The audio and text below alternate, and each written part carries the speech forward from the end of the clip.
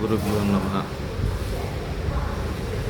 మన చాలామంది కుటుంబాల్లో చాలా సమస్యలతో ఇబ్బంది పడుతుంటారు భార్యాభర్త ఇద్దరికి. ఎందుకంటే ఎవరి యుగో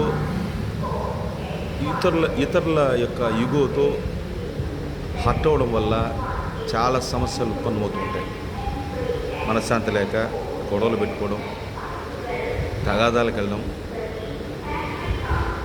లాస్ట్కి ఇది పెద్దల దగ్గరికి వెళ్ళడం, వాళ్ళకి మనశ్శాంతి లేకుండా పోవడం, కోర్టులకు వెళ్ళడం, ఇవన్నీ జరుగుతుంటాయి. దీని నుంచి చాలామంది మంచి సలహాలు ఇస్తారు,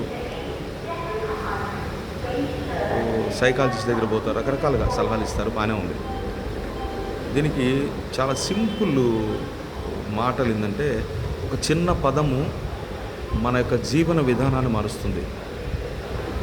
భార్యాభర్తల వల్ల మధ్య ఉండవలసింది ఏమిటంటే అపార్థం లేకుండా ఉండాలి. ఒకరిని ఒకరు అర్థం చేసుకోవాలి.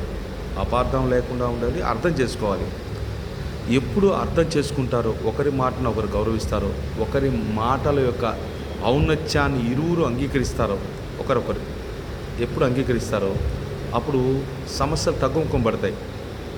ఎప్పుడు అపార్థం చేసుకుంటారో, అవతల వాళ్ళ మాటల్ని వక్రీకరించుకునే మనస్తత్వం కలిగి ఉంటారు, ఇవన్నీ కూడా అపార్థాల కింద వస్తాయి.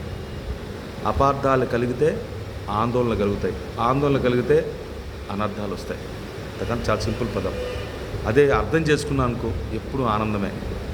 ఆనందంగా ఉండాలంటే అర్థం చేసుకుని అలవాటు చేసుకుంటే ఏ కుటుంబమైనా ఆనందమయంలో ఉంటుంది, సస్యశ్యామలంగా ఉంటుంది. పిల్లలు, వాళ్ళ పెద్దలు అందరూ కూడా ఆనందమైన జీవితాన్ని అనుభవిస్తారు. ధన్యవాదాలు, నమస్కారం.